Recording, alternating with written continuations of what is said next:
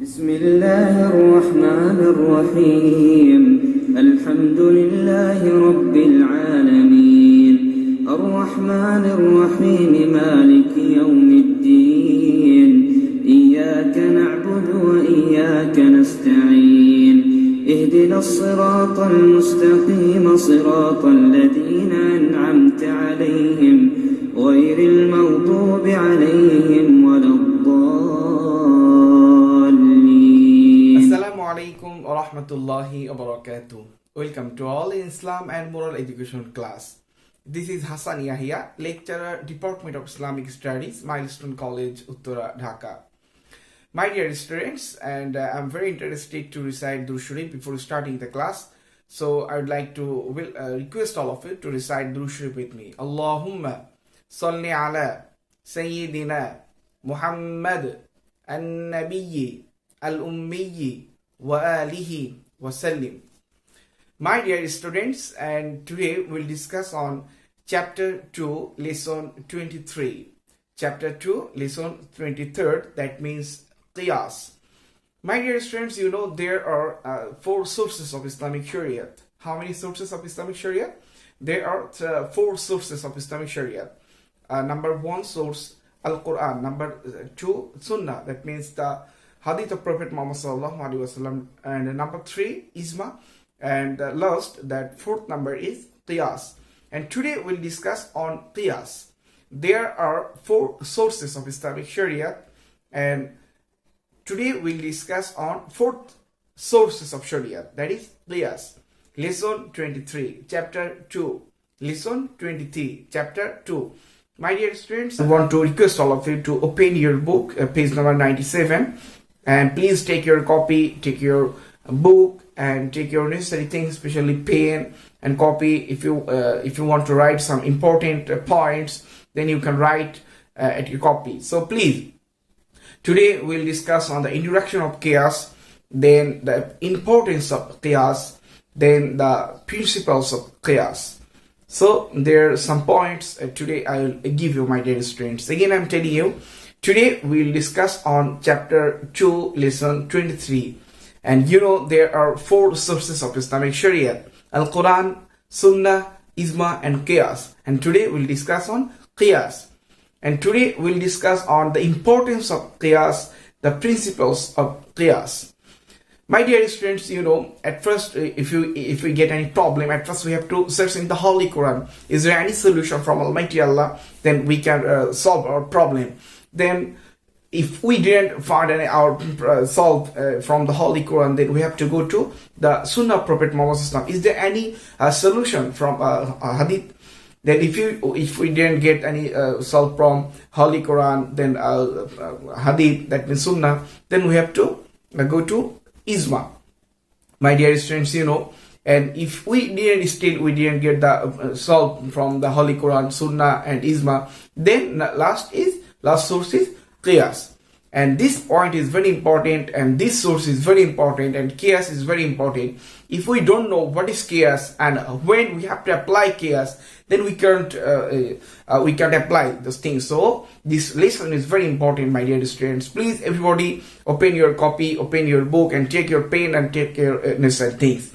Now let's start our lesson 23. That means Qiyas. My dear students, the 4th source of Shariat, Al-Qiyas. The 4th source of Shariat is Qiyas. The meaning, that means the word Qiyas means to gaze, compare, measure, suppose, conjecture, etc. My dear students, if I tell you that in the Islamic terminology, the act of resolving an issue of a later age in an individual capacity by using the intellect on the resemblance of the laws or principles which are founded on Al-Quran and Sunnah is called Qiyas. Again, I'm telling you, my dear student, the definition of Qiyas. In the Islamic terminology, the act of resolving an issue of a later age in an individual capacity by using the intellect on the resemblance of the laws or principles which are founded on Al-Quran and Sunnah is called Qiyas. In other words, Qiyas is to solve a problem, the solution of which is not available in Holy Quran, Sunnah and Ijma by applying personal reasoning in accordance with the Islamic principles.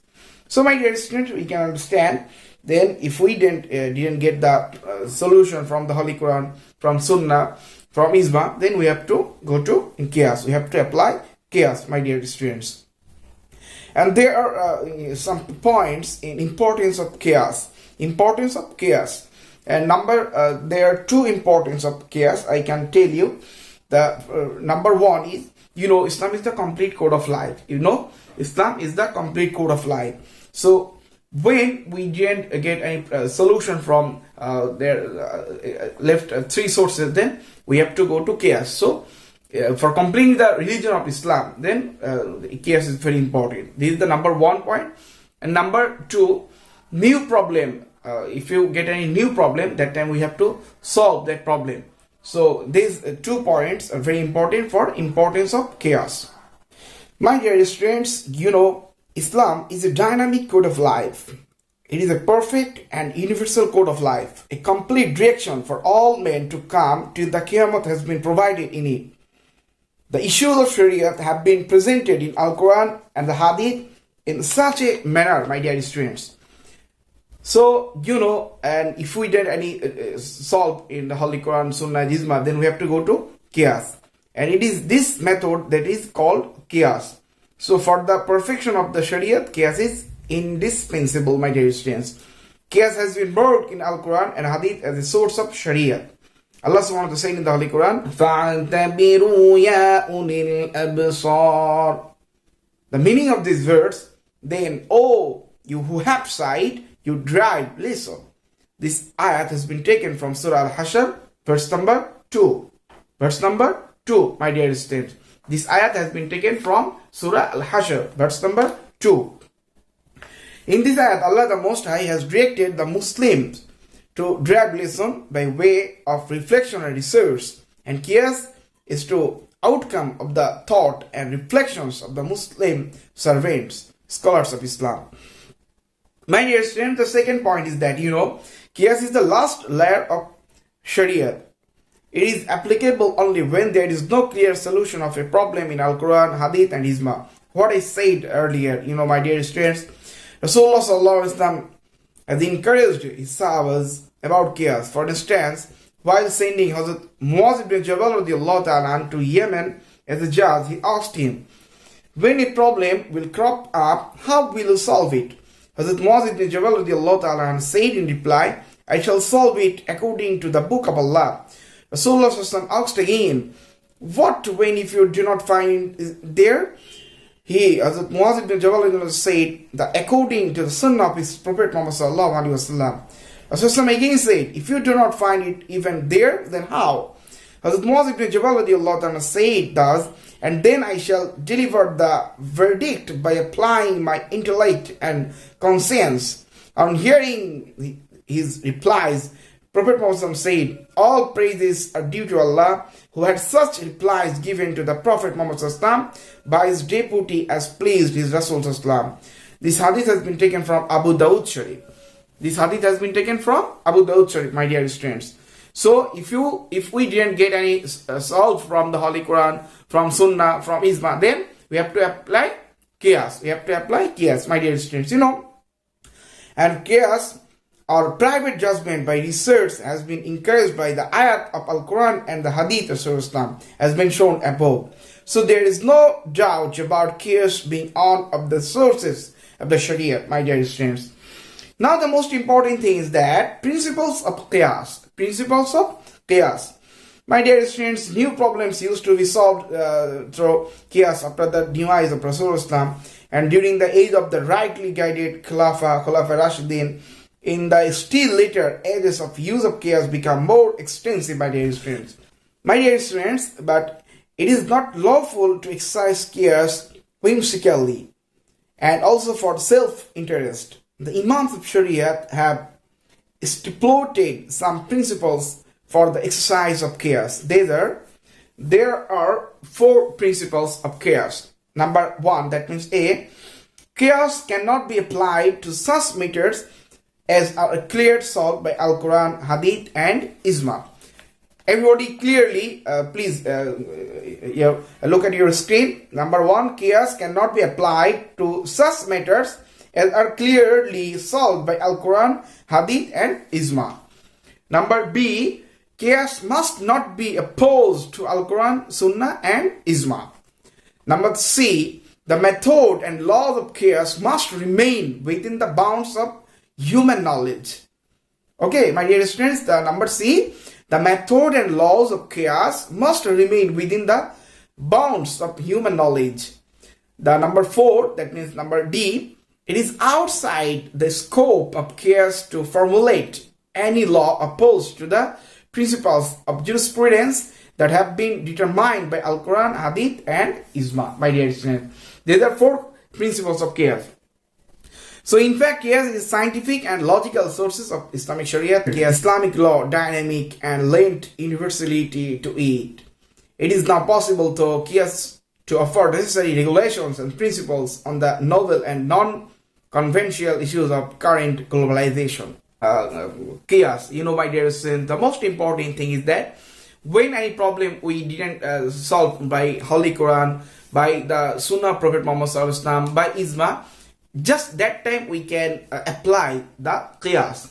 And there are few conditions of Qiyas. You cannot do anything what actually opposite of Al-Quran, what actually opposite of Sunnah, what actually opposite of Ijma. Actually, there's 3 things already established: Quran, Hadith, and Ijma already established. But last Qiyas. And the new problem, just like last year or before last year, we got a new problem, and we know the blood bank, and there are also milk bank for breastfeeding for new baby, and there also there new problem. And this type of problem we didn't get earlier, the last century or before that time. But now the Islamic scholars, or after 10 years or after 100 years, if you get a new problem, that time you can't get any solution from the Islamic scholars, or you can't get any solution from Holy Quran, from Sunnah, from Ijma. That time you can think, and you have to bound in human knowledge, and you can't go to out of Holy Quran, Sunnah, Ijma. So these are the main theme from today's lesson. Ijma, Qiyas. This is very important, my dear students. If you don't realize, then it will be very problematic for you. And every exam, you will get a creative from Qiyas, my dear students. So at first we understood the introduction of Qiyas, then we understood the importance of Qiyas, then we got the principles of Qiyas, my dear students. So if you get any creative questions, then you will get, I will provide a CQ, inshallah, in next class or later, and also your WhatsApp group.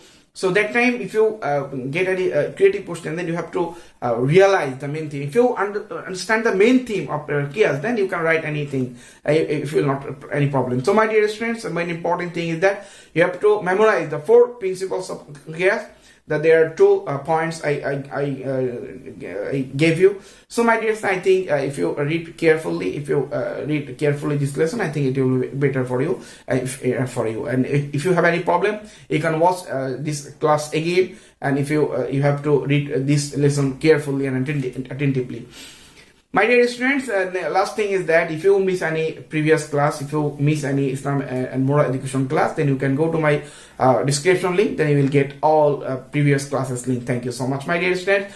And may Allah bless us all. Stay safe and try to follow all instructions from Milestone College. And respect your teacher, respect your parents, and try to perform Salat timely, regularly. Okay, my dear students, may Allah bless us all. Thank you so much, my dear students. Allah Hafiz. Assalamu alaikum wa rahmatullahi wa barakatuh.